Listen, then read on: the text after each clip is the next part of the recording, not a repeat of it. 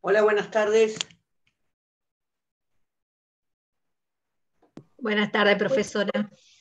Buenas tardes. Buenas tardes, profesora. Hola, hola a todos.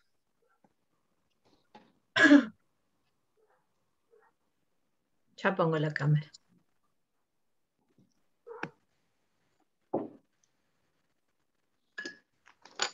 Vamos a esperar unos minutos, como siempre. Estamos 46.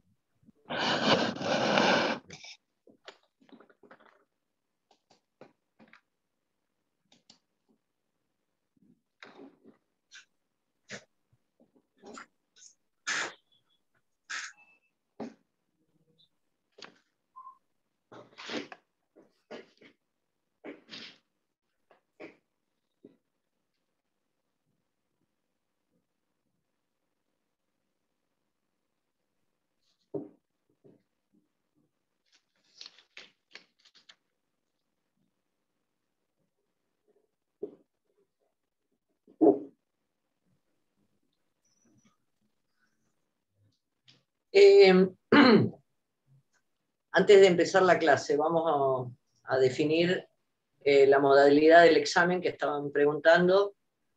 La modalidad del examen es oral por Zoom. Oral por Zoom. Para el oral con Zoom, sí vamos, si bien en la clase pueden no poner la cámara, en fin, en el examen tienen que poner por favor la cámara, acreditar su identidad, como acercando así el documento a la cámara y suficiente. Voy a tomar también como en algunas experiencias lamentables del cuatrimestre pasado y del anterior, que entraba personas que no eran de la cursada, sacaban fotos, no contestaban cuando yo le decía, ¿y usted quién es? Entonces lo que voy a hacer es fijarme en la lista que las personas que estén sean de la cursada. Voy a excluir las personas que no se identifiquen. Siempre es muy útil escuchar los exámenes. Siempre se los sugiero, porque uno va viendo cómo se pregunta un tema, cómo se pregunta otro, en fin.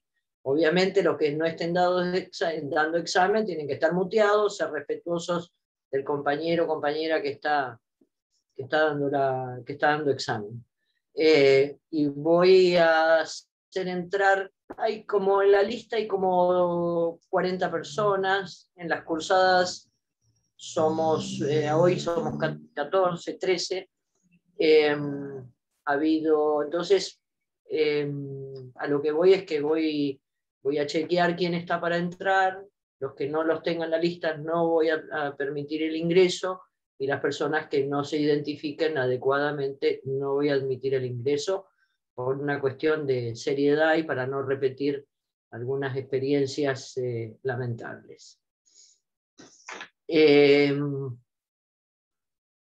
Repito, oral por Zoom, cámara y DNI.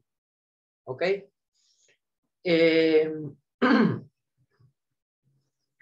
Hoy vamos a ver esta unidad que es fundamental, el tema dice, el patrimonio como prenda común de los acreedores. Vamos a repasar un poco el concepto de patrimonio, que siempre me quedó grabado de la nota al 2312 de Vélez Arfiel, si bien no es una definición moderna, como podría ser esta que da Pizarro. El patrimonio es la aptitud económica del deudor para hacer frente a sus obligaciones. La aptitud económica del deudor para hacer frente a sus obligaciones. Es por ahí una definición un poco funcional o finalista, digamos, porque el patrimonio tiene esa finalidad de responder por las obligaciones, por los compromisos contraídos. La famosa frase de Potier, quien se obliga, obliga a lo suyo. La responsabilidad es patrimonial, es digamos, y hoy vamos a analizar la acción directa, la acción subrogatoria, y este llamado poder de agresión, que lo vimos en efectos de las obligaciones, este poder ante el incumplimiento absoluto relativo, este poder de agresión patrimonial del acreedor sobre los bienes sobre el patrimonio del deudor. Ya no es la libertad ni el cuerpo del deudor el que va a responder por sus obligaciones, sino estrictamente su patrimonio. La regla es que todo el patrimonio responde. Excepcionalmente, y lo vamos a ver, hay bienes excluidos de la prenda común de los acreedores. El 23.12 de Vélez Arfield. A mí me gustaba, aprendimos mucho con el Código Civil de Vélez. Bueno, primero Vélez definía cosas, 17.7.11, obvio, porque Vélez decía que las cosas son los objetos corporales susceptibles de tener valor, corporales. Y siempre decía, entonces, se decía, si restringimos el concepto a bienes corporales, los bienes inmateriales no estarían, no son cosas, y por ejemplo el derecho penal se veía huérfano de tipificar el hurto de energía, porque la energía no era corporal. Entonces, en la tipicidad de la figura, el hurto, apoderamiento ilegítimo de una cosa total o parcialmente ajena, el derecho civil, el derecho común, siempre el derecho penal tiene que ir al Código Civil para ver qué es cosa. Entonces, si era solamente objeto corporal, no era hurto la energía. La 17.7.11 se llaman cosas en este código los objetos materiales susceptibles de tener un valor. Acá lo más importante es que tenga un valor, no que sea material o inmaterial. Bueno, en el 23.12 decía los objetos inmateriales susceptibles de valor e igualmente las cosas se llaman bienes. El conjunto de los bienes de una persona constituye su patrimonio. Y se decía que, en una postura un poco clásica, que el patrimonio era un atributo de la persona. No se conciben patrimonios sin titularidad. El patrimonio no es un sujeto de derecho. El patrimonio siempre tiene un titular, tiene alguien en cabeza de quién está ese patrimonio. Y la nota de Vélez Arfield decía, hay derechos y los más importantes que no son bienes, tales son ciertos derechos que tienen su origen en la existencia misma del individuo a que pertenecen, como la libertad, el honor, el cuerpo de la persona, la patria potestad, etc. Son derechos, sin duda, dice, pero la violación de esos derechos, que le llamaríamos hoy personalísimos, cuando habla de libertad, hasta de patria potestad, libertad, honor, el cuerpo de la persona, dice, la violación de estos derechos, que no tienen valor económico, pero su violación da lugar a una reparación que constituye sí un bien jurídicamente hablando. La violación del derecho al honor, una indemnización por violación del derecho al honor de tanto se transforma en dinero, y ahí no es que, digamos, ese sí es un bien económicamente pecuniario, patrimonial. No el honor, no la libertad, pero hace esta disquisición Vélez Arfield. Bueno, me interesaba leerles esto. Por otro lado, entonces, Pizarro comienza el tema adhiriendo, digamos, a partir de esta postura sobre la naturaleza jurídica, las obligaciones de la deuda y la responsabilidad, como dos tramos, dice institucionalizado estos dos tramos en la dinámica de la obligación. En el primer tramo, digamos que el rol protagónico lo tiene el acreedor, que tiene el poder de exigirle al deudor determinada conducta para satisfacer un interés legítimo del acreedor. Ese es el primer tramo de deuda. El segundo tramo es la responsabilidad. Producido el incumplimiento por parte del deudor, acá el acreedor tiene un poder de agresión patrimonial sobre valga la redundancia, sobre el patrimonio del deudor. pero lo dije mal, dice, en la primera etapa, dice, se plasma el poder de exigir determinado comportamiento. Acá en realidad yo creo que es al revés, que el que tiene más protagonismo en la etapa de deuda es el deudor, que tiene que realizar la prestación. Producido el incumplimiento, ya ahora empieza a manejar el acreedor, digamos, por así decirlo, porque empieza la etapa de la responsabilidad. Y empieza un proceso de agresión patrimonial. El patrimonio, otra definición, es la garantía común de los acreedores y que tiene carácter... ¿Por qué tiene carácter patrimonial? Porque la responsabilidad es patrimonial. Hay 2 o 3 puntos que son fundamentales de estos efectos, que es primero, que la responsabilidad es patrimonial. Segundo, que responden todos los bienes del deudor, como dice hoy el Código Civil y Comercial en el 242 y 743, responden con todos sus bienes presentes y futuros. Esta disquisición de futuros no existía antes, pero es interesante. Y después, todos los acreedores concurren en un pie de igualdad. Esta es en latín, pars conditio creditorum.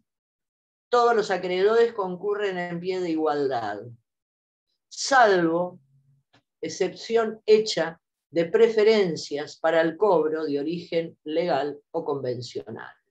Los famosos, acá después vamos a ver la clasificación de los acreedores. La clasificación binaria es acreedores sin ningún tipo de privilegio o quirografarios, y acreedores que tienen un privilegio, derivado de la ley, que es el régimen de los privilegios, o derivado de fuente convencional, cuando, por ejemplo, un acreedor se pacta una garantía real, una prenda o una hipoteca. Esos son acreedores privilegiados, que son las excepciones al principio de la pars conditio creditorum, la parte de cada acreedor y que todos concurren en pie de igualdad. El poder de agresión del acreedor se centra sobre todos los bienes del deudor, todos. Excepcionalmente, también a su vez tenemos el régimen de los bienes inembargables, inejecutables, que quedan fuera de la garantía común. Y como es excepción, la regla es que todos los bienes responden. Las excepciones están previstas por la ley, exclusivamente por la ley, y que en tanto excepciones son de interpretación restrictiva. Hay otra situación con los llamados patrimonios especiales. Por ejemplo, el ejemplo de un patrimonio especial son los casos de declaración de ausencia con presunción de fallecimiento durante el periodo de la prenotación de la ausencia con presunción de fallecimiento. Ahí hay un patrimonio, digamos, está en una situación que todavía no está definida la titularidad, es un patrimonio especial de afectación, cuya responsabilidad, que está llamado obviamente a responder, pero con los bienes que integran ese patrimonio. Por otro lado, dice, cuando se dice prenda común de los acreedores, no es prenda en el sentido del derecho real de garantía sobre bienes muebles, sino que refuerza, dice Pizarro, la idea de garantía que tiene el patrimonio respecto de las obligaciones que haya contraído el deudor. Dice, acá es donde dice que es una aptitud económica del deudor para hacer frente a sus obligaciones. A ver. Les repito la frase de Potier: quien se obliga, obliga a lo suyo. También, por otro lado, hay otra limitación que no estaba en el Código Civil y Comercial, en el 743, dice, bueno, esto de los bienes presentes y futuros son la garantía común de los acreedores. Al acreedor puede exigir, esto es un poco la reglamentación, si se quiere, del artículo 730, los efectos de las obligaciones, ¿no? Que todo el repertorio de medidas que tiene el acreedor para lograr la satisfacción de su interés ante el incumplimiento del deudor. Y puede ejecutar los bienes, hacerlos vender, etcétera, etcétera, pero solo en la medida necesaria para satisfacer su crédito. El poder de agresión patrimonial tiene como límite el crédito que tenga el acreedor. No puede pedir más. digamos, estaría actuando de una manera, si se quiere, abusiva. Dice Pizarro en una parte que diferencia, el deudor de buena fe es un deudor solvente, un deudor que preserva la integridad de su patrimonio para hacer frente a sus acreedores.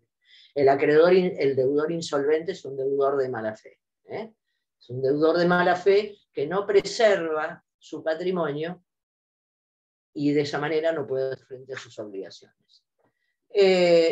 Una rápida evolución histórica, que a mí me gusta mucho la evolución histórica, pero bueno, en prieta síntesis, en el derecho antiguo, en el derecho romano antiguo, y bueno, esto sufre toda una evolución, no es de un día para el otro, pero había en la ley de las 12 tablas y en el derecho romano antiguo, había la posibilidad de encarcelar al deudor,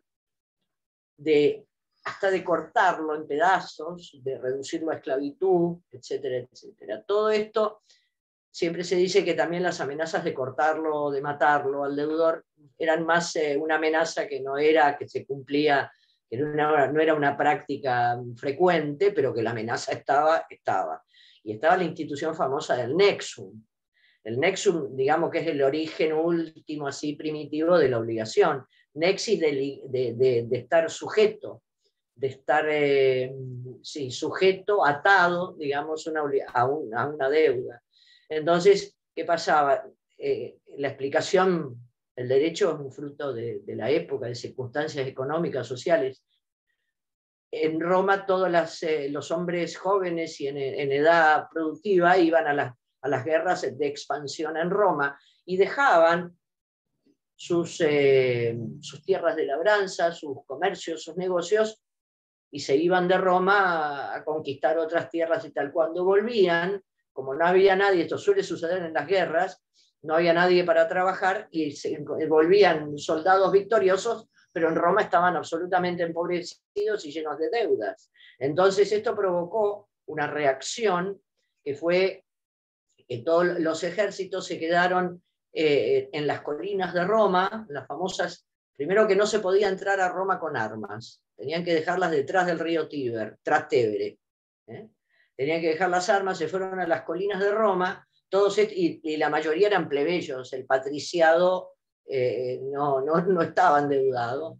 Entonces se quedaron fuera de Roma y mandaron decir que no iban a volver a trabajar, no iban a volver a Roma hasta que no se derogara esta ley del nexum, que le hacía perder su libertad, sus tierras y todos sus elementos de labranza en virtud del nexum.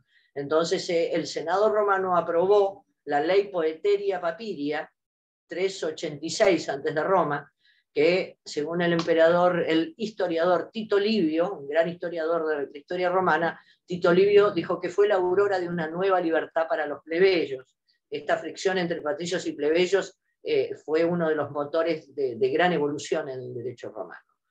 Entonces se sanciona la ley Poeteria Papiria que deroga el nexum y abre camino a una responsabilidad claramente patrimonial del deudor y no con su persona sus bienes.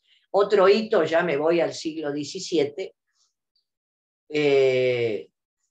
XVII en Francia y en nuestro país había prisión por deudas, que fue derogada en Francia y derogada en nuestro país, prácticamente convivió con el Código Civil en 1870 y recién fue derogada la prisión por deudas en nuestro país en el año 1872, o sea que convivió la prisión por deudas un breve plazo con el Código Civil. Acá hay las limitaciones al poder de agresión patrimonial, la tenemos que empezar a ver en el artículo 744, hace una enumeración que fue bien recibida por la doctrina, porque esto bienes inembargables está en el artículo 219 del Código de Procedimiento Civil y Comercial, que podemos leer, 219 del Código, que yo les he hablado en algunas otras oportunidades, cuando se presenta este tema de una diligencia de embargo, hay que tener bien en claro qué se puede embargar, qué no se puede embargar, porque si se embarga mal, se va a levantar el embargo y van a cargar con costas. 219 del Código de Procedimientos, bienes inembargables. No se trabará nunca embargo el lecho cotidiano del deudor, de su mujer e hijos, con las ropas, en ropas y muebles de su indispensable uso, en instrumentos para la profesión, arte o oficio que ejerza. 2. Sepulcros, salvo el crédito correspondiente a su venta, construcción o suministro de materiales, demás bienes exceptuados por embargo. Ningún otro bien quedará exceptuado. Esto refuerza que la no embargabilidad es la excepción. El embargo indebidamente trabado sobre alguno de estos bienes enumerados podrá ser levantado de oficio a pedido de parte, aunque la resolución que lo decretó se halle consentida. Porque esto del lecho cotidiano del deudor, una vez un estudiante en un examen, en vez de lecho cotidiano dijo lecho nupcial. Le digo, pero nupcial, le digo, tiene que ser casado el deudor para que no le embargue. No, bueno, nada, lecho nupcial. Les cuento la anécdota y ya les queda. Por otro lado, el 744 hace una enumeración, dice, en sentido coincidente, ropas y muebles de uso indispensable del deudor, cónyuge, conviviente e hijos. Acá hay varios criterios para ropas y muebles de uso indispensable. De uso indispensable, de su cónyuge, conviviente e hijos. O sea, no toda la ropa y los muebles son de uso indispensable. Pero no se puede, acá es una cuestión de dignidad de la persona humana, no se le puede sacar, sí, esto lo dije, si hay una persona mayor que está mirando televisión, es el único televisor, no se puede embargar el televisor. Si hay 4 plasmas en una casa, Smart TV, no sé cómo se llama, bueno, me voy a llevar 3. Siempre con el monto de mi crédito. También tengo que tener yo qué monto es el que voy a embargar. Cuando yo les hablé de la intimación de pago y embargo, el oficial de justicia, y llega el profesional a embargar, y yo tengo un crédito por 100.000 pesos. No puedo embargar por más de ese dinero. Y el uso indispensable. Una vez, en algún fallo o caso, bueno, había una mujer que tenía una cámara frigorífica para los tapados de piel. Bueno, porque parece que los tapados de piel tienen que tener, bueno, ya, digamos, los ecologistas, esto es inadmisible para los ecologistas, si es sintético no necesita ninguna temperatura, pero los tapados de piel reales, verdaderos, y había una cámara frigorífica con tapados, pero vos sabés cómo, sin embargo, no es de uso indispensable. Con un tapadito de paño está bien. Segundo, instrumentos para el ejercicio personal de la profesión, arte o oficio. Los elementos de trabajo son importantes porque es la manera que el deudor tiene de trabajar y de generar valores para hacer frente a sus obligaciones. Mal va a poder pagar el deudor si le saco todos sus elementos de trabajo. Podemos pensar, una vez una persona fue a embargar a una empresa de transportes, seguramente por un ilícito en el transporte o en un accidente de tránsito, y tenía el tope de su crédito y era una empresa de transportes y en el galpón había 5 colectivos o camiones. 5, 6, 10. Eso se formaba parte de eso del giro cotidiano y de la dinámica de la empresa transportista. Hay que ver qué es lo de uso indispensable de esa empresa, por un lado, y cuál es el valor de mi crédito. Por otro lado, los sepulcros, excepto que como decía el Código de Procedimientos, esto también está en el Código de Procedimientos, que sea el crédito derivado de la construcción o de la adquisición del sepulcro, los bienes afectados a cualquier religión reconocida por el Estado, y agrega Pizarro, de las religiones inscritas en el Registro Nacional de Cultos. Los derechos de usufructo, uso, habitación y servidumbres. Estos son derechos reales, el usufructo, el uso, la habitación son derechos reales, estos que implican una relación directa e inmediata entre una persona y una cosa. El dominio es uso y es usufructo, se puede desmembrar, pero estos derechos en sí son, dice, inembargables, pero tienen, no les voy a complicar con esto porque voy a perder, si empiezo a hablar y explicarles uso, habitación y usufructo, pero bueno, sepan que en principio son inembargables, en principio, pueden embargarse en alguna otra circunstancia. También, pero fíjense esto, no son embargables las indemnizaciones por daño moral y material derivadas de la lesión y daño a la integridad psicofísica del deudor. No es embargable. Un ilícito vial con daño a la persona, con lesiones, fracturas, bla, bla, bla, bla. Bueno, un juicio, daño moral, daño patrimonial, daño moral, incapacidad sobreviniente, todo el daño estético, daño psíquico, bueno, toda una demanda por un ilícito, y es el daño patrimonial o material y el daño moral. Bien, eso no se puede embargar.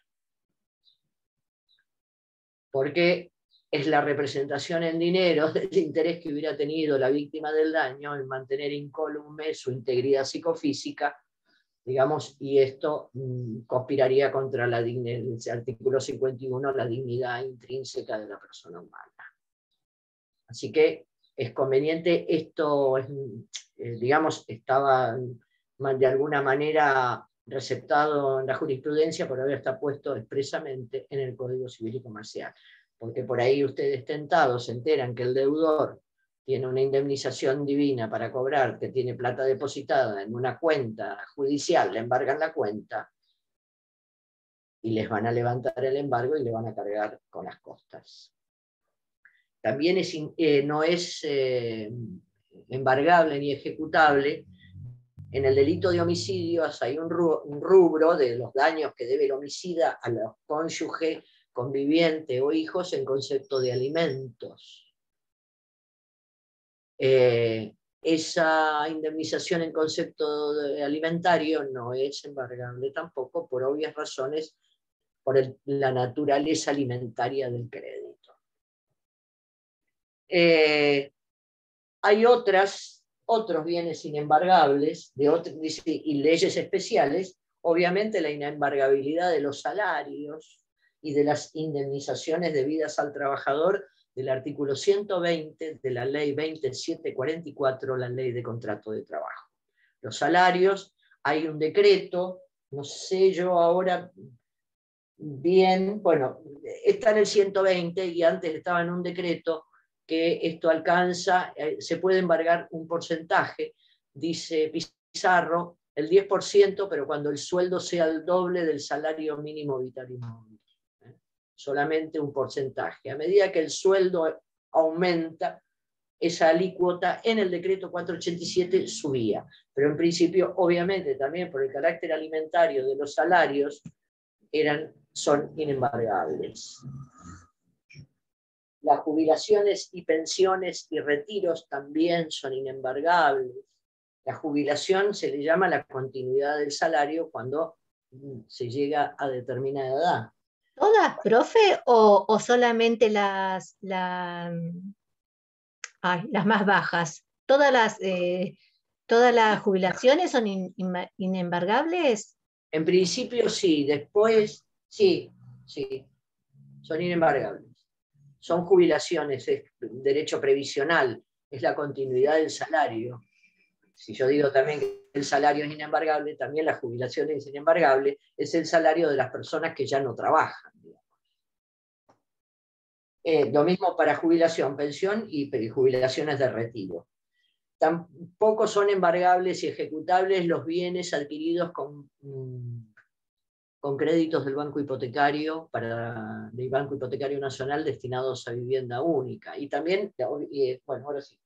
Y tampoco son embargables las indemnizaciones por accidentes y enfermedades derivadas en el ámbito del derecho del trabajo. Tampoco son embargables. acá también hay una protección muy fuerte del tema de la vivienda con la institución del bien de familia. Lo voy a decir titulares nada más porque voy a dar subrogatoria directa. Pero el bien de familia, acá está.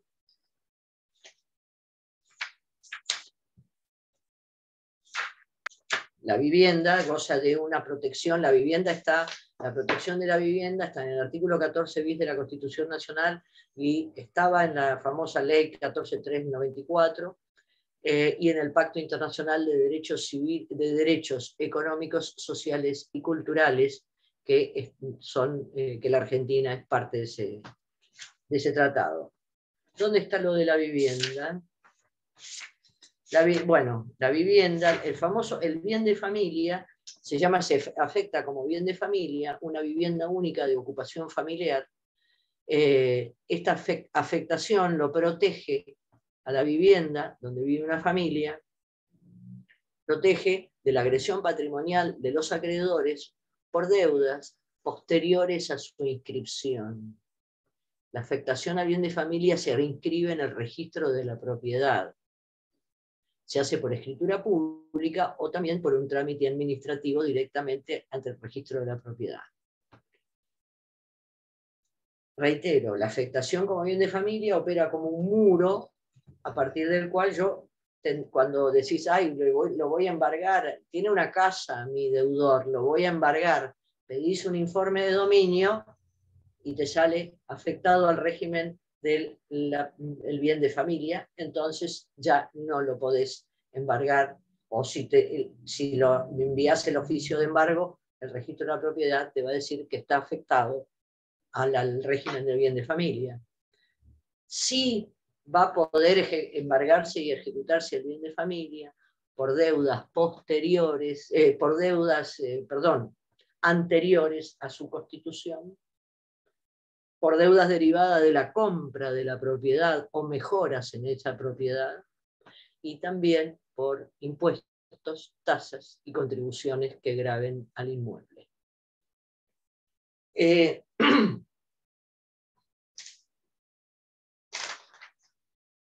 Bueno.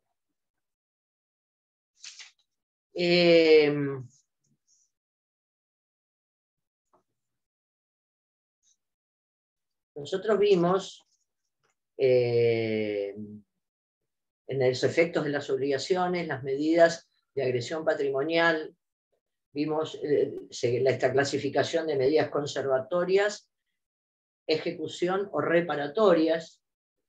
Las conservatorias o medidas cautelares que tienden a preservar la integridad del patrimonio.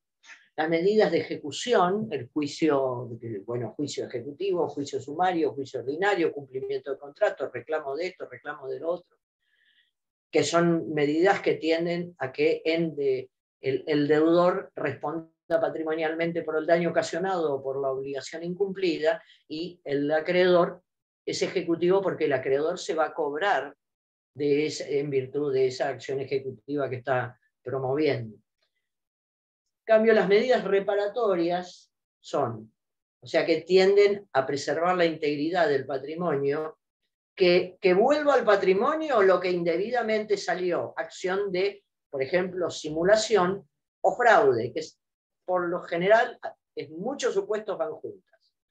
¿Sí? Por efecto de la inoponibilidad derivada de la acción de fraude o de la acción de simulación, lo que indebidamente salió se repara el patrimonio, por eso lo de reparatorias, se integra al patrimonio algo que salió, o en este caso la acción subrogatoria que ahora vamos a ver, que busca traer al patrimonio del deudor bienes que por incuria, dice López Mesa, desidia, negligencia del deudor, no están en su patrimonio. Perdón, También, una pregunta. Por favor, sí. Si se compra algo, si tenés un proceso, un juicio, ponele, de embargo, y compras un bien y no lo pones a tu nombre, ¿cómo se prueba que, cómo probás que esa persona compró algo y no lo puso a su nombre, digamos? Porque no sería simulación porque no sale del patrimonio, nunca lo tuvo, digamos. A ver, por ejemplo, una persona compra por boleto. O vos ves, los abogados también nos hemos convertido en investigadores. Investigadores porque, como dice Pizarro, la suerte del acreedor de últimas depende de la solvencia del deudor. Entonces vos me decís, el embargo no es un juicio, es una medida cautelar, pero bueno, que accede a una prestación, a un juicio principal. Si vos me decís cómo hago yo para probar que en realidad es el dueño, pero no figura su nombre. ¿Qué quiere decir esto que no figura? Porque estamos, digamos, los bienes pueden ser, hay bienes que tienen un sistema de registro obligatorio. Los inmuebles, el registro de la propiedad inmueble de cada provincia. Los coches también tienen un registro de la propiedad, es diferente la inscripción registral de uno y de otro. También los coches. Las aeronaves y los barcos también tienen un sistema de registro. Están registrados, registros públicos, que eso se le da oponibilidad a terceros. Yo me puedo enterar si está registrado simplemente, miren que les voy a mostrar una cosa, segundito. Por ejemplo, no, tengo que tapar.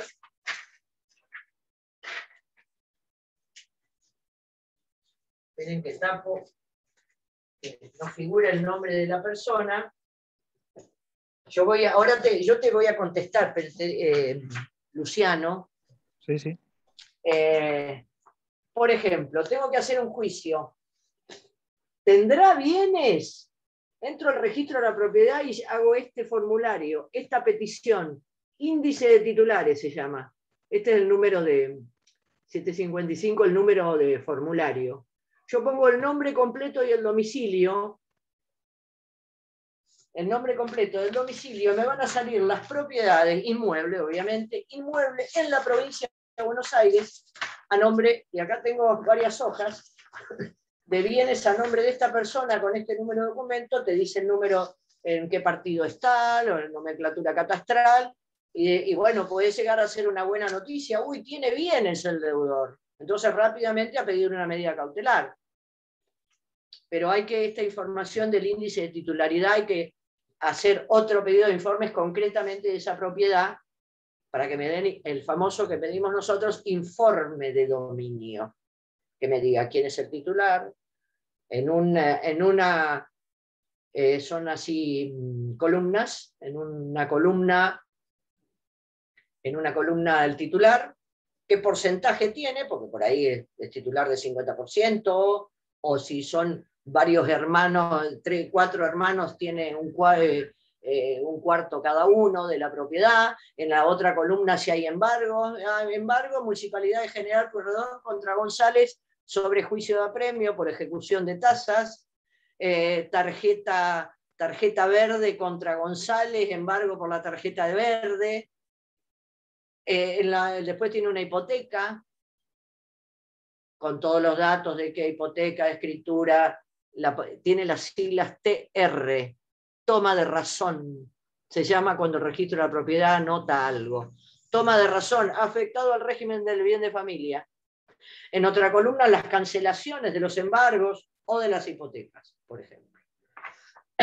Bueno, y si yo digo, bueno, y voy a enganchar no podía entrar. Y yo sé que el deudor vive siempre en esa casa.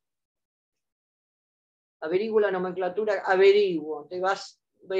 tenemos, muchas formas de búsquedas de las propiedades, o tal o cual, averiguo, porque para averiguar de una propiedad tenés que tener la nomenclatura catastral y el número de inscripción al dominio, que es un número específico de cada propiedad.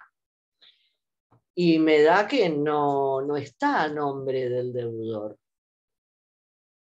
Pero todo el mundo, no, sí, la casa de él, hace muchos años que viven ahí, es la casa de él. Bueno, la habrá comprado por boleto, por ejemplo, y el boleto no se inscribe, es un boleto común y corriente, hay otros que sí. El boleto no va a surgir en el registro de la propiedad.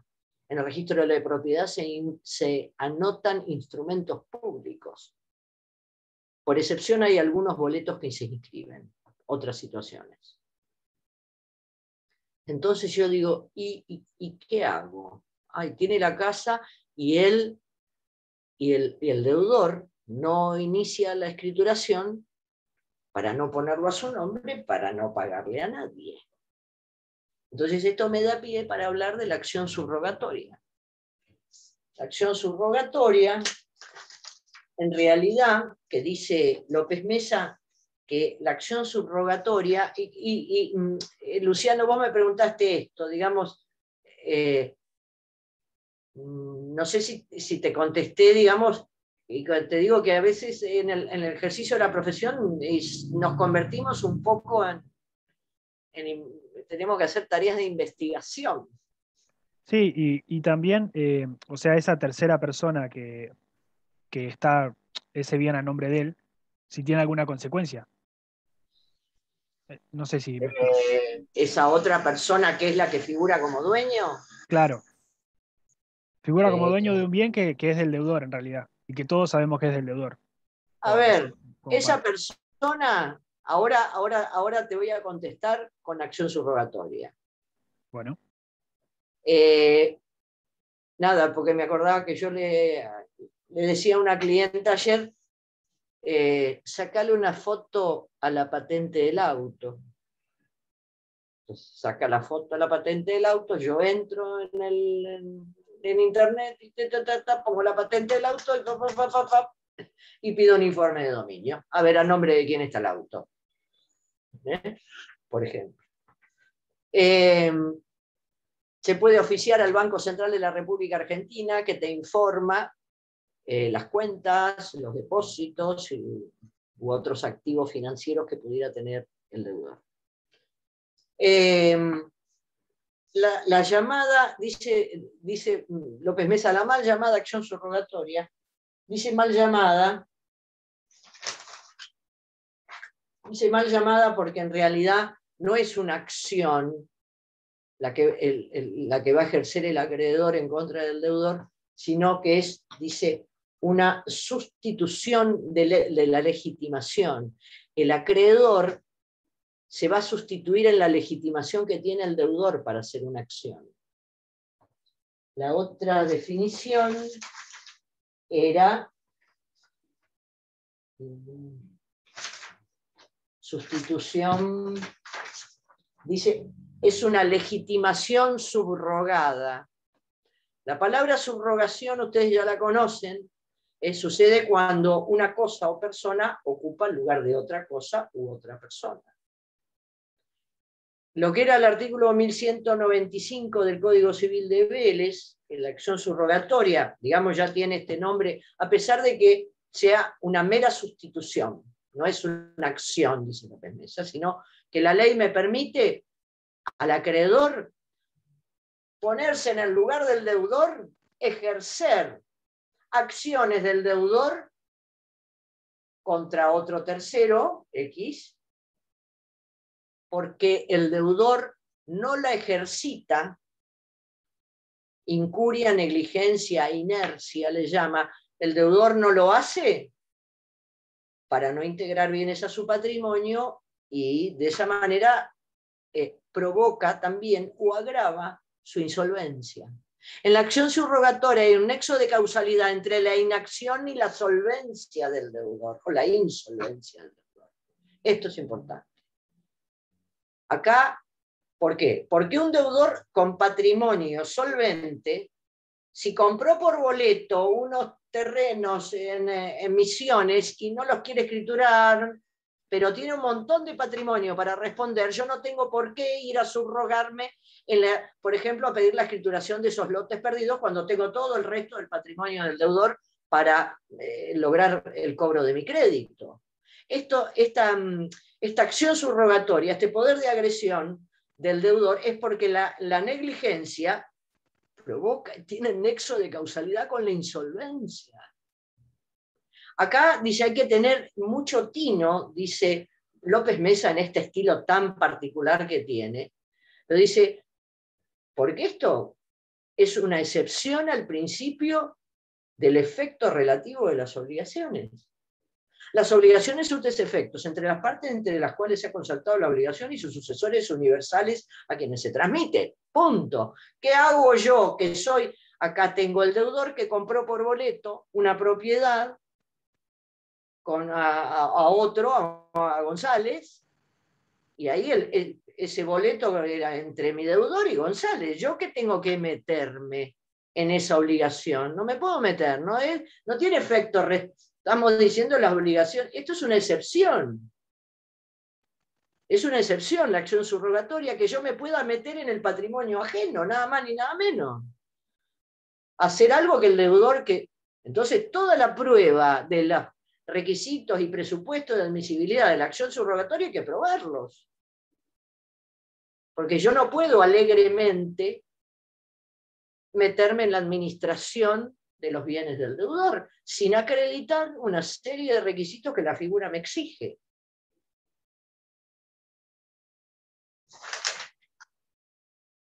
No puedo... Bueno, ahora...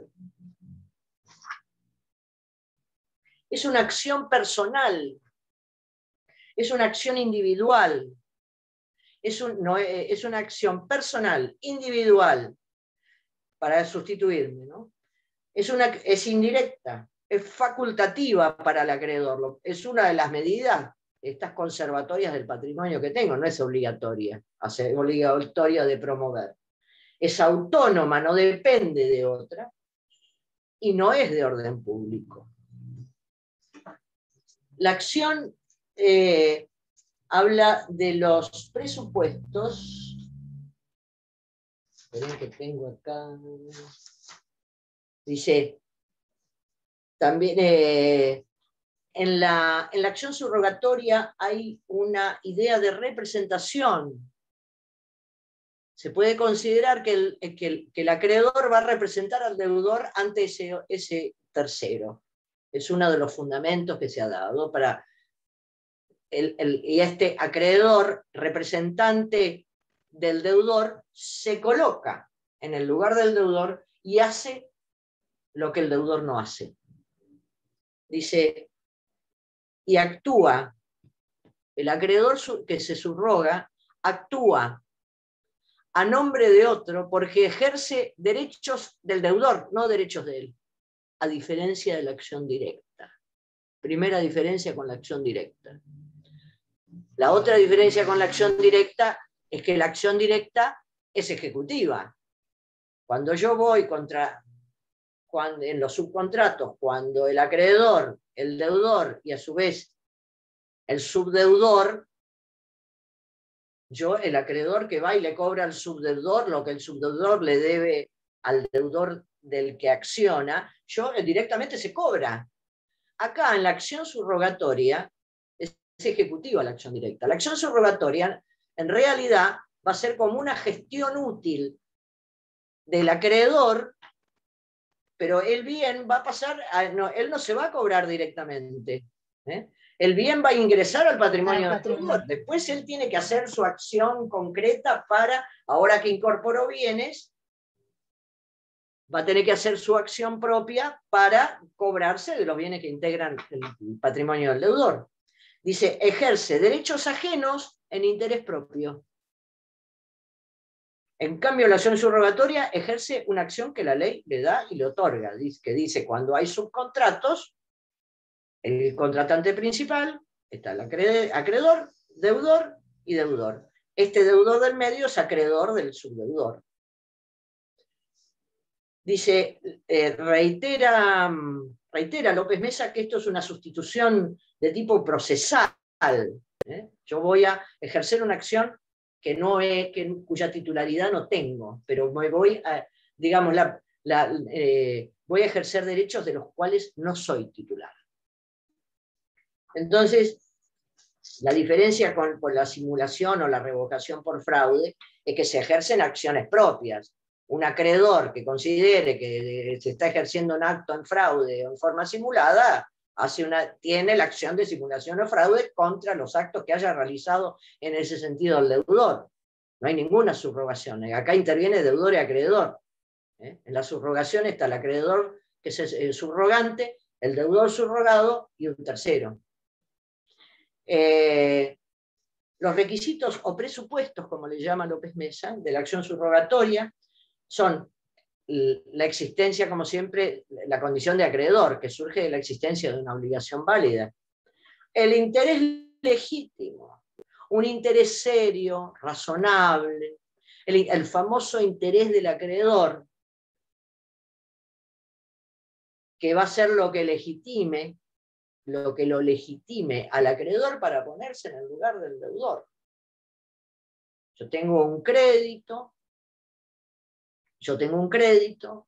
como dice acá el código, cierto, exigible o no.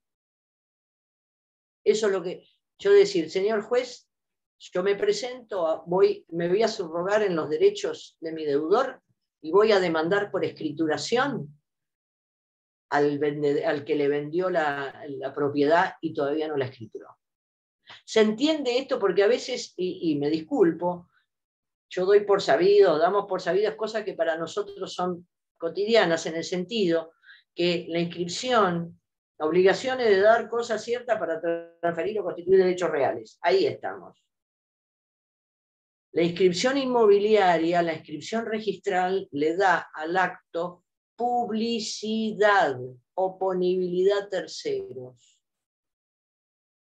No hay manera que yo me entere de que alguien compró, digamos, no, si compró por boleto, un boleto que quedó entre las partes compradora y vendedora que lo han celebrado. Ese boleto no se inscribe, no hay publicidad de ese boleto, para que yo, acreedora de las partes, me pueda subrogar. Este es el interés legítimo, y machaca a López Mesa porque acá un tercero, que es ajeno a esa otra relación jurídica, se va a meter a pedir el cumplimiento de una obligación. La inactividad, incuria, negligencia, y llega hasta la inactividad. Hace falta que esté inactivo mucho tiempo, poco tiempo. Bueno, esto es una cuestión que hay que ver en cada caso concreto de qué acción, en qué acción se va a subrogar el acreedor, o cuál es la situación. Porque por ahí está inactivo poco tiempo, pero se está por prescribir el derecho o la acción para reclamar algo que tiene el deudor. Estamos a poco tiempo de que se prescriba y el deudor no hace nada. Perdón, mi deudor es acreedor y no hace nada, no interrumpe la prescripción, no manda una carta de documento, nada, y mi deudor va a perder de ingresar bienes a su patrimonio y falta poco tiempo. O sea, porque dice, puede ser poco tiempo porque se está por prescribir o caducar alguna cuestión. O puede ser una inactividad más prolongada. Eso hay que, pero guarda, porque hay que probarla, la inactividad. Y probarla, y esto es fundamental, que lo repito, que esta inactividad tenga relación de causa-efecto con la insolvencia del deudor. Porque si yo tengo un deudor solvente, no me tengo que meter en el patrimonio de mi deudor solvente, me la van a rechazar. Es cuando tengo un deudor que está flojo de patrimonio, no le conozco, hice una investigación, no conozco otros bienes de embargo, no le encontré una cuenta, no le encontré un coche, no le encontré nada. Tengo esa perspectiva o esa expectativa de escriturar y inscribir a nombre de mi deudor en el registro de la propiedad el inmueble que tiene. Cosa que no sucede, les repito, si se trata de un deudor solvente. Yo no puedo ir a subrogarme porque me van a decir, ¿y vos qué te metés? Digamos, ¿qué te metés? Y el deudor va a decir, pero yo no tengo patrimonio para responder por esto. El crédito cierto, algunas posturas, el código dice, no pone el requisito de liquidez del crédito. Algunas legislaciones sí. Esto de existencia cierta y cantidad determinada. No es un requisito la liquidez del crédito del acreedor. No es un requisito. En otras legislaciones sí. Dice, exigible o no. Acá López Mesa está y critica fuertemente que se dé acción subrogatoria, se otorgue acción subrogatoria a un crédito que no es exigible.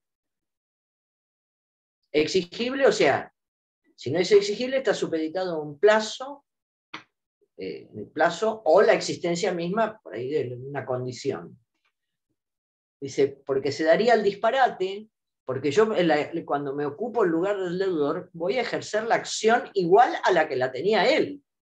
Entonces, si a mí, dice López Mesa agudamente, si a mí yo me permiten subrogarme, habría que seguirlo pensando, pero está bien, si yo me subrogo en un crédito, para pedir un crédito del deudor, pero el deudor a su vez no es exigible todavía para el deudor eso. Pero para mí sí. Me voy a poder subrogar y pedir alguna acción para que integre el patrimonio, algo que el deudor todavía no puede hacer, pero sí lo voy a poder hacer yo. No es así. ¿Se entiende lo que digo? Yo me quiero subrogar en un crédito del deudor, pero el crédito del deudor no es exigible. Entonces que yo me va a subrogar, pero todavía no es exigible, tampoco me va a servir. Porque si no es exigible, el tercero demandado me va a decir, ¿qué estás demandando si todavía no venció? No es exigible. Pero en realidad, pero bueno, como también otro autor dice, como estos procesos, puede ser que mientras yo intimo no, pero mientras preparo todo y tal, se torne exigible el crédito. No, acá en la acción subrogatoria no hace falta que yo pida autorización judicial para ejercer la acción subrogatoria. No es requisito de ninguna manera pedir autorización judicial para subrogarse en los derechos del deudor.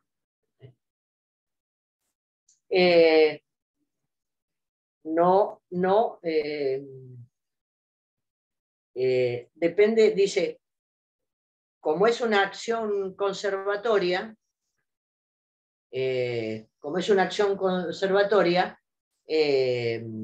no es exigible, digamos, el tema de la autorización judicial. Tiene un trámite procesal, la acción subrogatoria, artículo 111 del Código de Procedimientos, que prevé, y ahí les va a dar muchos efectos. ¿Por qué? Porque lo más importante que a mí me va a interesar subrogarme en los derechos contra otro tercero es que le haga cosa juzgada al deudor. Entonces yo al deudor lo tengo que citar a juicio. Tome él la actitud, el deudor la actitud que quiera, pero yo lo tengo que citar porque si no, no le va a hacer efecto de cosa juzgada a la sentencia que se tome.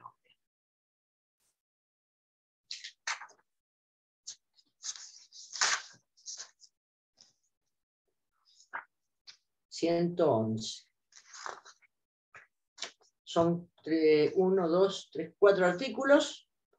Lo dice claramente, dice el ejercicio de la acción subrogatoria que prevé, decía 1196, que es del Código de Vélez, del 739, el ejercicio de la acción subrogatoria no requerirá autorización judicial previa y se ajustará al trámite que prescriben los artículos siguientes.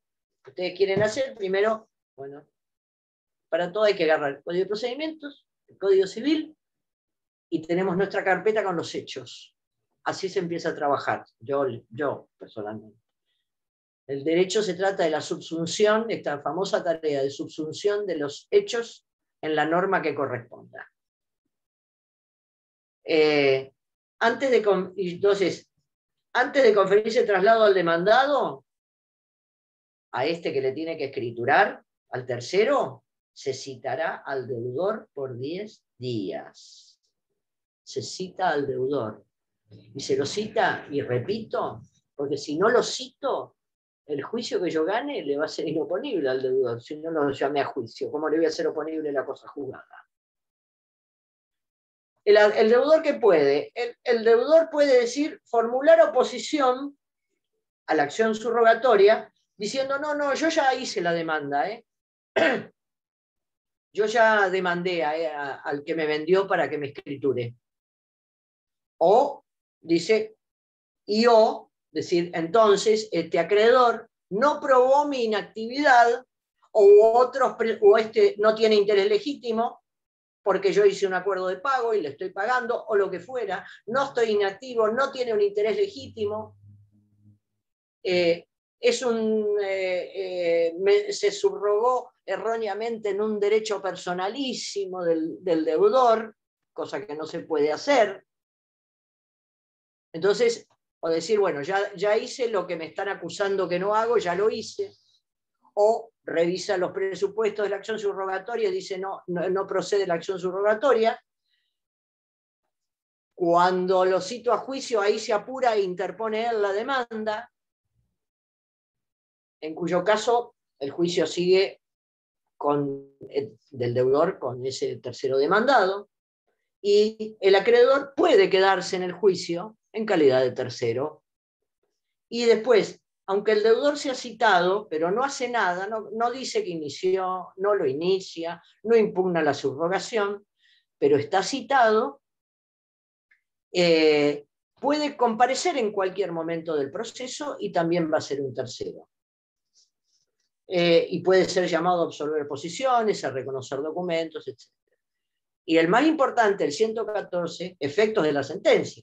La sentencia es la cosa juzgada, a favor o en contra del deudor citado, haya o no comparecido. Este es el Código de Procedimiento.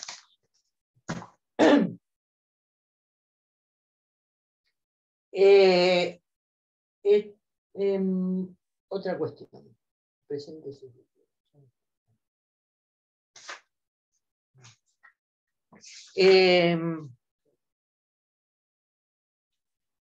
Esto recalco el carácter conservatorio porque lo dice específicamente el 739, en el segundo párrafo dice, el acreedor no goza de preferencia alguna sobre los bienes obtenidos por este medio. Es una acción conservatoria, él no gana nada concretamente, no se cobra con la acción subrogatoria como si se cobra con la acción directa.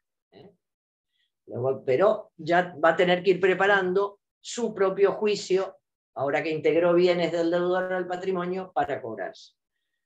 Debe ser citado, como dice el Código 740, dice que debe ser citado de la misma manera que el Código de Procedimientos. Y acá tenemos otra cuestión. A ver, antes de pasar a esto, derechos patrimoniales. Bueno. Dice, derechos excluidos de la posibilidad de ejercerse por vía de subrogación. El Código Civil de Vélez decía, el acreedor puede subrogarse en todos los derechos y acciones de su deudor con tal de que no sean inherentes a la persona. Inherencia. López Mesa hace un juego entre la inherencia de los derechos, los famosos derechos intuito persona, aquellos que solamente pueden cumplirse válidamente en cabeza de la persona elegida por sus particulares, por sus propiedades particulares. Los famosos derechos personalísimos no se admite que se ejerzan por otro que no sea el deudor. Los derechos 741, que por su naturaleza, por disposición de la ley, solo pueden ser ejercidos por su titular. Derechos y acciones sustraídos de la garantía colectiva de los acreedores, del 744, que vimos, por ejemplo, los bienes inembargables. Y las meras facultades, excepto que su ejercicio redunde en una mejora de la situación patrimonial ostensible, en una mejora clara para el deudor. Vamos a ver un poco esto. Los personalísimos, ¿no? y remite al 398, que es la transmisión de derechos, que dice, todos los derechos se transmiten, a excepción hechas de aquellos que son inherentes a la persona que no se pueden transmitir. El artículo 1616 dice lo mismo para la cesión de derechos. No se pueden ceder derechos personalísimos. Y Pizarro enumera una serie de situaciones que tampoco podrían ser ejercidas por vía subrogatoria. Ya les digo. Por ejemplo, para no traer ejemplos de materias que no han dado, porque una vez, no, por ahí yo sin querer, alguna vez lo he hecho, pero una vez escuché una queja de un estudiante de otra materia, la verdad, pero si son de materia que ustedes o cuestiones que no han visto, el ejemplo no sirve de nada. Por ejemplo, obviamente es claro que yo no puedo subrogarme en acciones de Estado, que el estado de emplazamiento familiar, más personalísimo que eso no hay. Yo pongo un ejemplo que lo inventé yo. Si yo digo que mi deudor es un hijo biológico no reconocido de una persona de gran fortuna, o de una persona no de gran fortuna, una persona solvente, y no tiene el apellido de su padre biológico. Esa acción yo no puedo de ninguna manera iniciarla yo.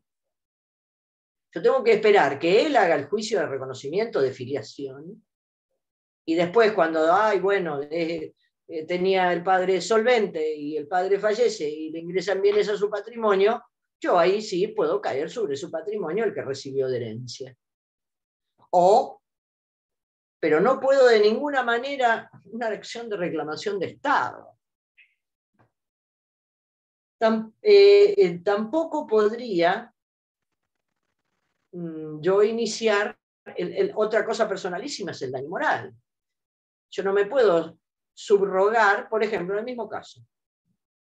Subrogar porque después, por los daños y perjuicios derivados del no reconocimiento, hay muchísima jurisprudencia, porque aparte del reconocimiento, esta persona que tiene que ir a reclamar en justicia el emplazamiento de su identidad familiar, y después le ponen al que no reconoció y obligó a transitar la vía judicial para que lo reconocieran, tiene que pagar daño material y daño moral. El daño moral es inmenso. El daño moral de que tu padre, tu madre no te haya reconocido es inmenso, yo tampoco. Y no puede venir un acreedor mío a reclamar ese daño moral, sea por filiación o daño moral, por un siniestro vial o un incumplimiento contractual o lo que fuera. El daño moral es absolutamente personal y propio, no es accionable por vía de subrogación. Yo tampoco puedo inmiscuirme en la administración que hace el deudor de su patrimonio. Hay que fijarse bien. Por ejemplo, dice, porque López Mesa habla de inherencia, o sea, los inherentes a la persona, y de que me va a hacer un muro para la injerencia del acreedor que no tiene nada que ver con esa situación en el patrimonio ajeno.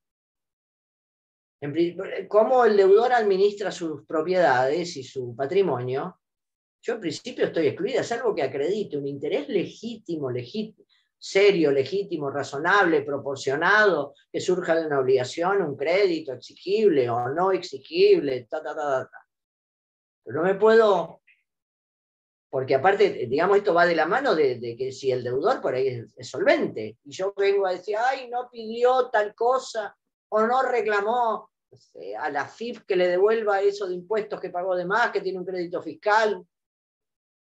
¿Qué te metes en la administración del deudor? O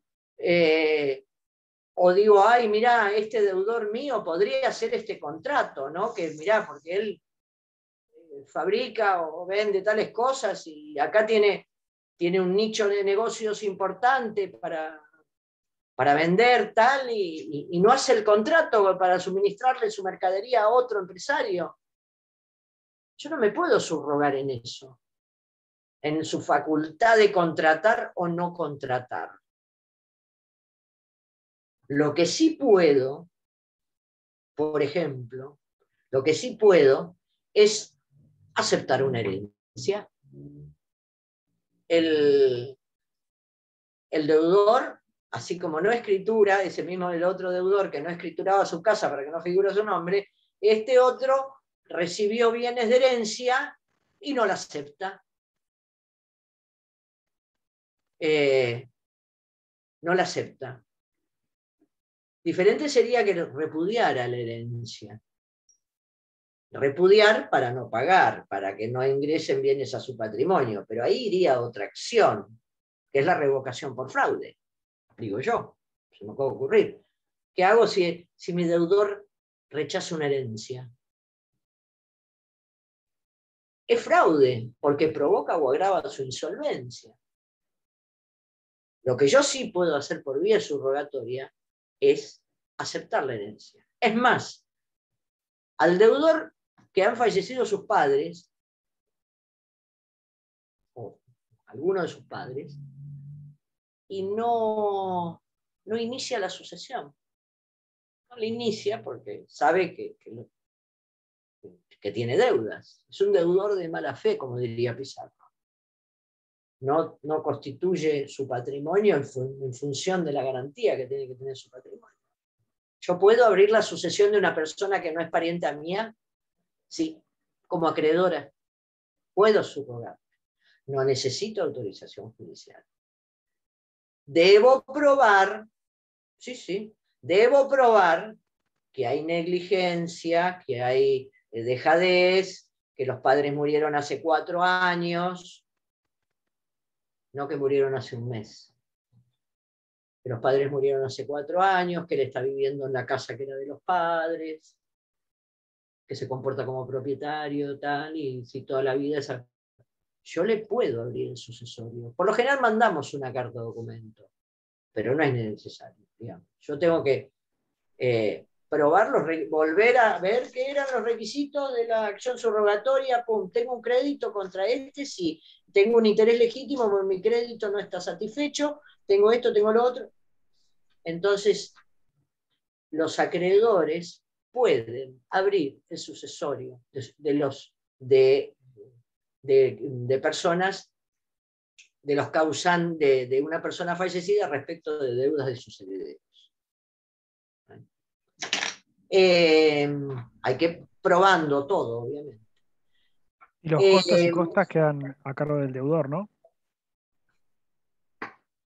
Bueno, en un sucesorio no es en realidad,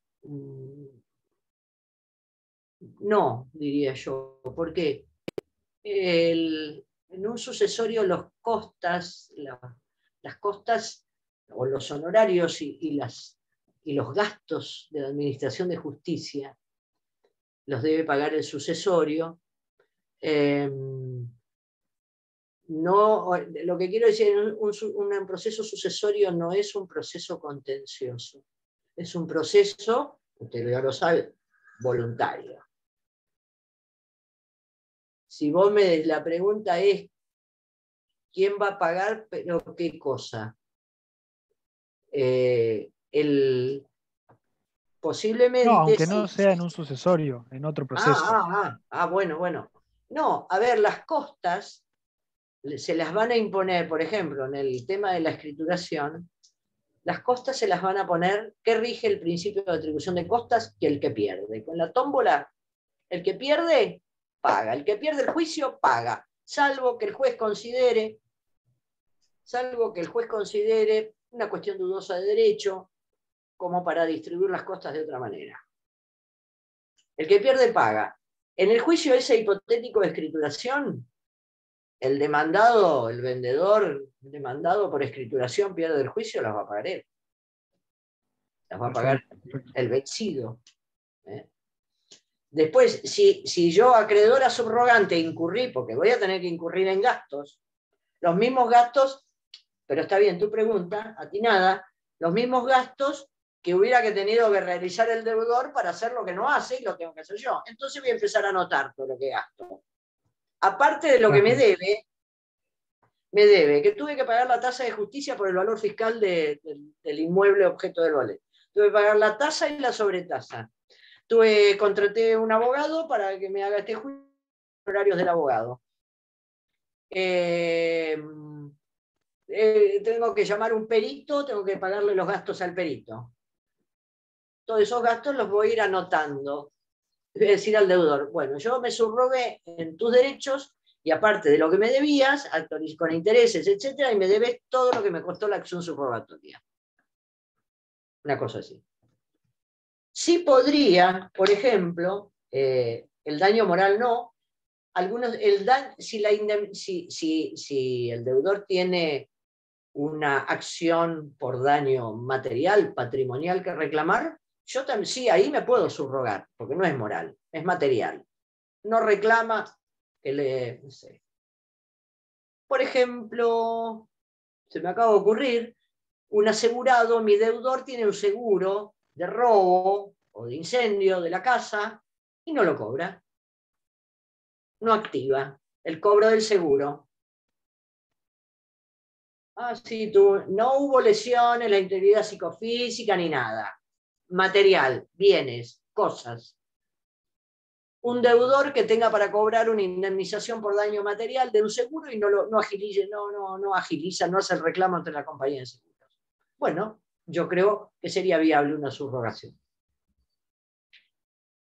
Una acción, por ejemplo, el pacto comisorio, que es una facultad el pacto comisorio, que ya le dije el otro día, el pacto comisorio es la facultad que tiene la parte cumplidora en un contrato de pedir a la resolución del contrato porque la otra parte no cumple. El pacto comisorio es básicamente eso.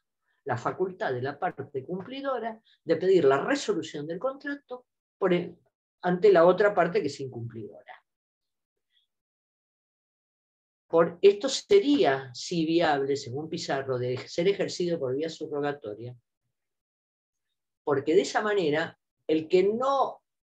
mi deudor no pide la resolución del contrato que le está perjudicando porque el otro no le cumple, o sea que se queda quieto para justificar por ahí hasta un pasivo, no pide la resolución del contrato al deudor, él está cumpliendo, el otro no le cumple y el deudor no pide la resolución del contrato, de un contrato ruinoso, ya desventajoso económicamente, perjudicando siempre el nexo de causalidad con su solvencia, con su insolvencia.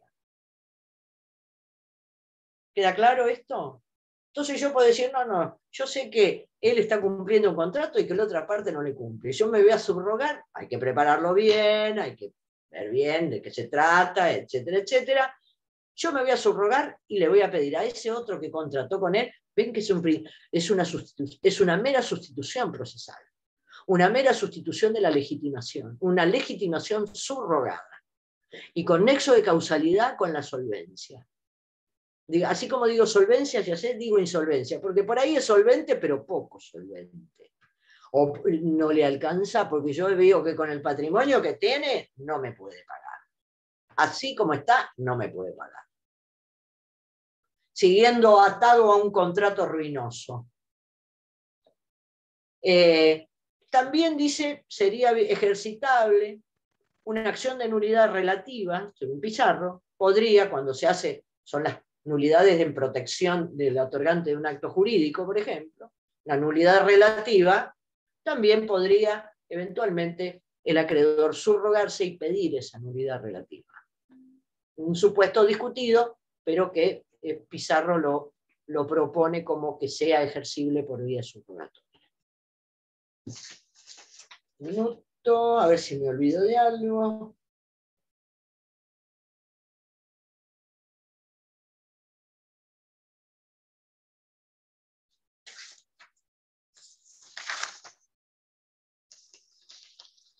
estas meras facultades, se puede ejercer por vía subrogatoria, dice, prerrogativas legales o contractuales. Por ejemplo, contractual sería el ejercer el pacto comisorio, o alguna otra opción. Ahora, aceptar una herencia, dice, aceptar una donación. Dice, forma parte de la libertad del deudor. Bueno, ya está.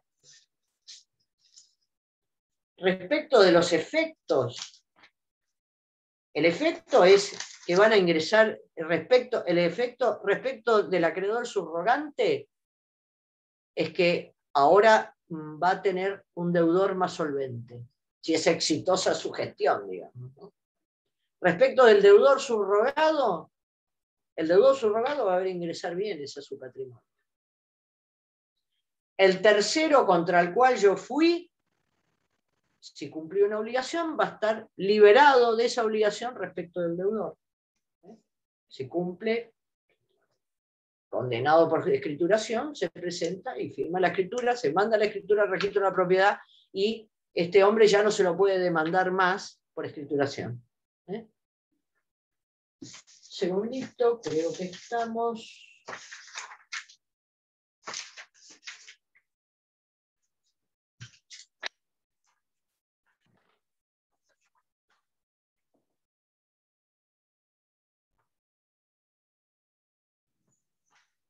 En cambio, esta otra, una acción que es, ¿no?, que la acción directa es ejecutiva.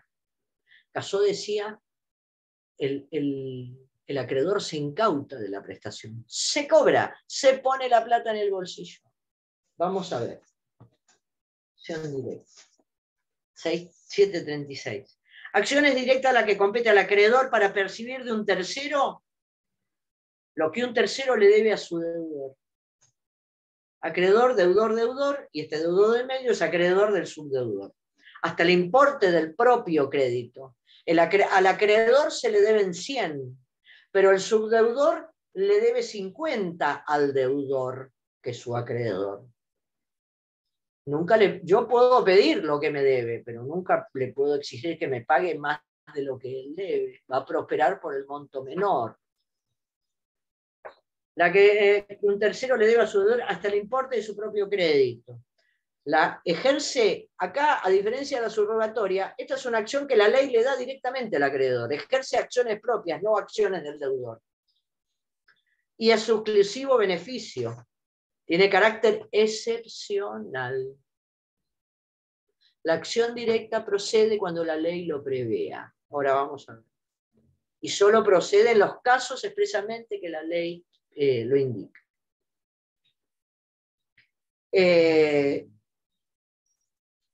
Requisitos del ejercicio.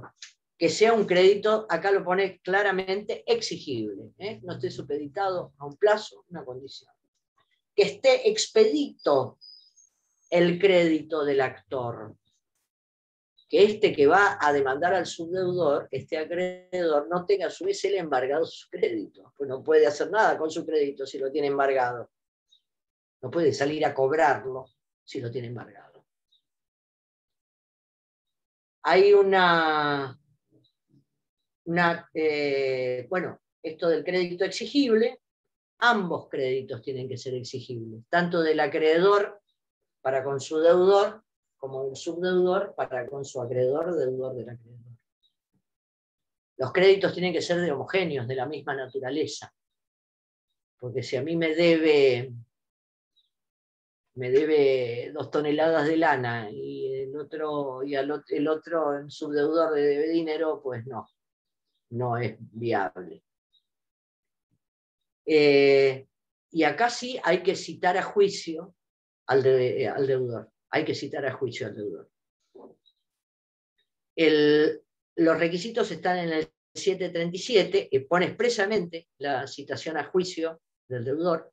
El ejercicio de la acción directa requiere el cumplimiento, crédito exigible, deuda correlativa, homogeneidad, no estar embargado del crédito con anterioridad a la promoción de la acción directa y la citación del deudor a ese juicio.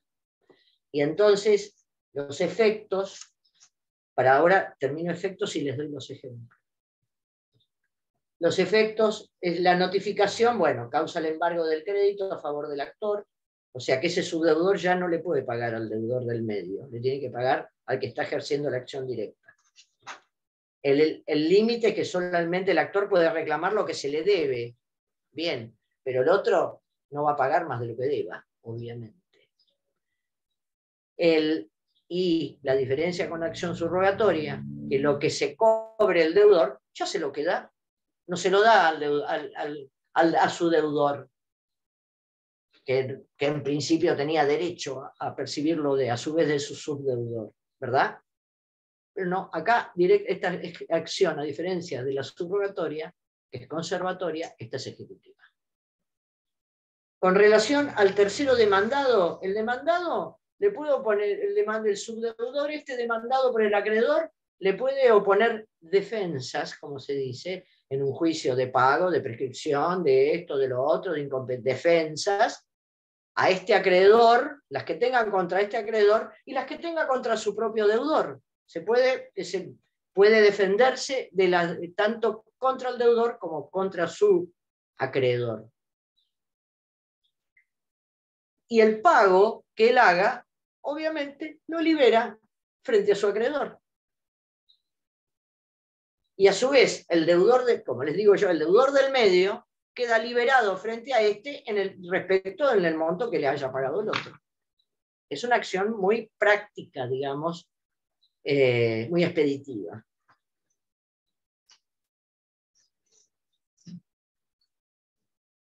Esto se da en los casos de subcontratación, que está en el artículo 1069 del Código Civil.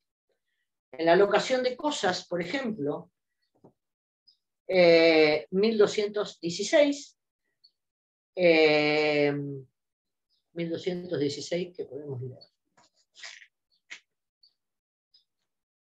En locación de cosas.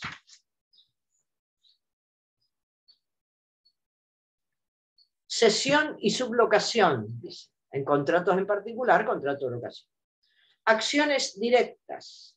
Sin perjuicio de sus derechos respecto al locatario, el locador tiene acción directa contra el sublocatario para cobrar el alquiler adeudado por el locatario.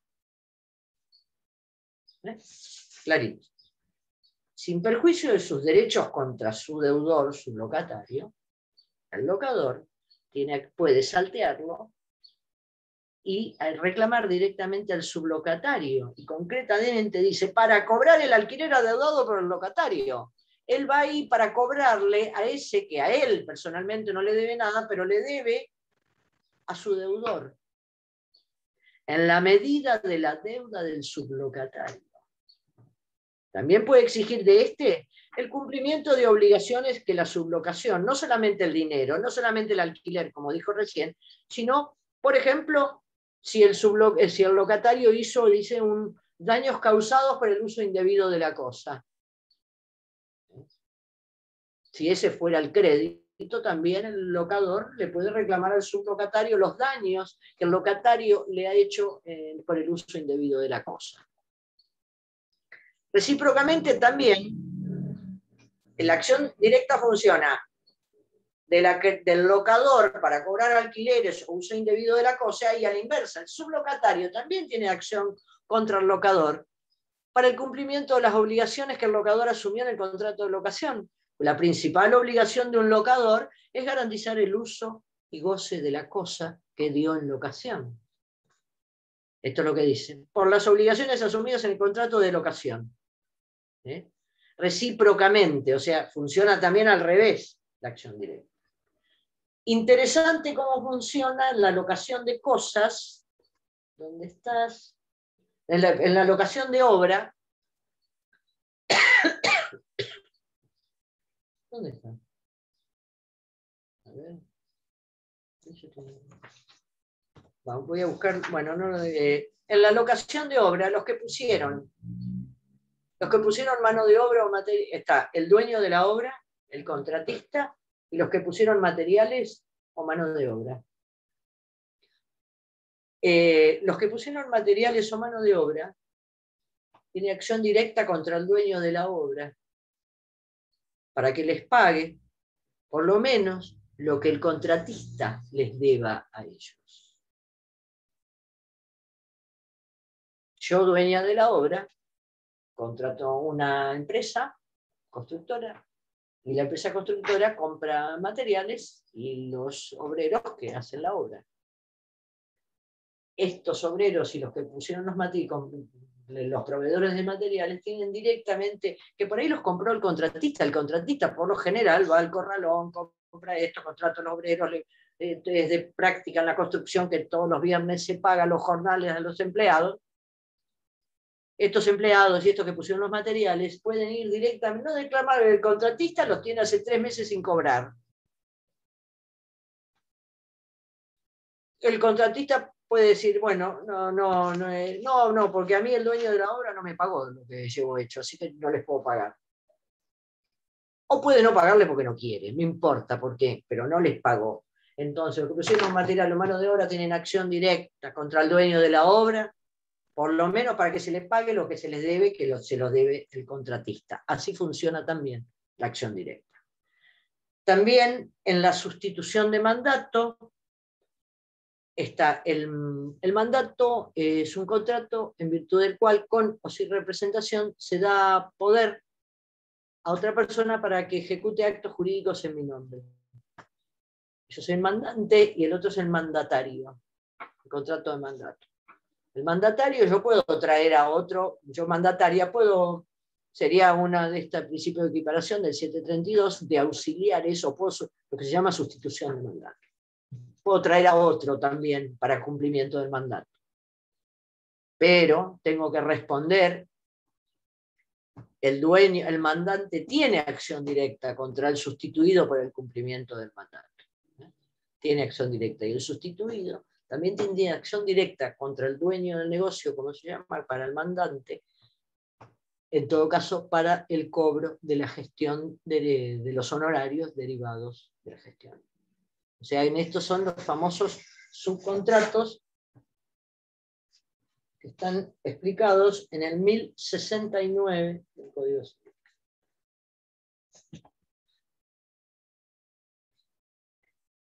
El subcontrato es un nuevo contrato mediante el cual el subcontratante crea a favor del subcontratado una nueva posición contractual derivada de la que aquel tiene en el contrato principal.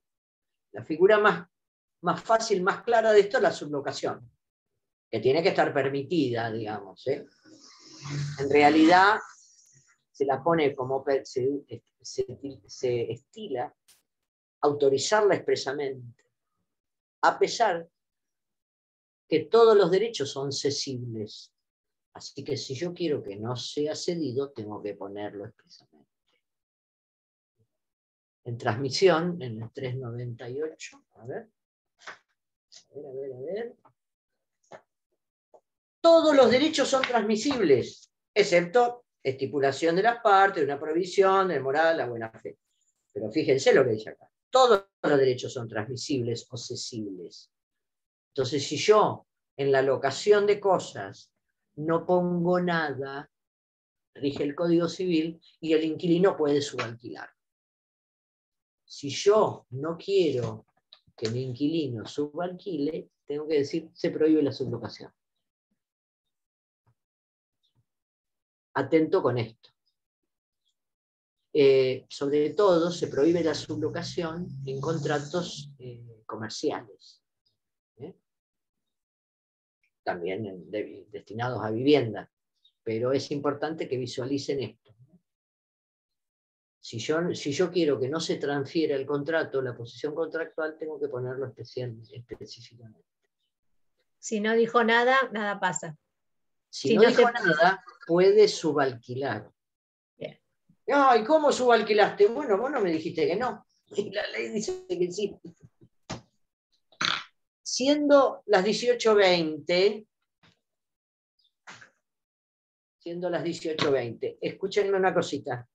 El martes próximo, 21 de septiembre, no vamos a tener clase. Yo estoy viendo de dar otra clase. La semana que viene, yo, aparte de que tengo una pequeña cirugía el día lunes 20. pero cirugía. Es más, no voy a dar clase, yo doy los jueves Derechos Humanos y el jueves ya va a dar mi clase de Derechos Humanos otro colega. A ustedes no, porque es 21 justo, pero a lo que voy, porque si no, voy a dar por ahí una clase extra o de repaso la última semana de septiembre. Nosotros nos volveríamos a ver, creo que es 30, martes 30, si no me equivoco.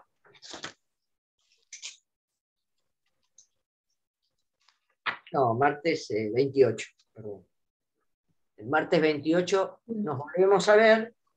El día 4, lunes 4, es el parcial.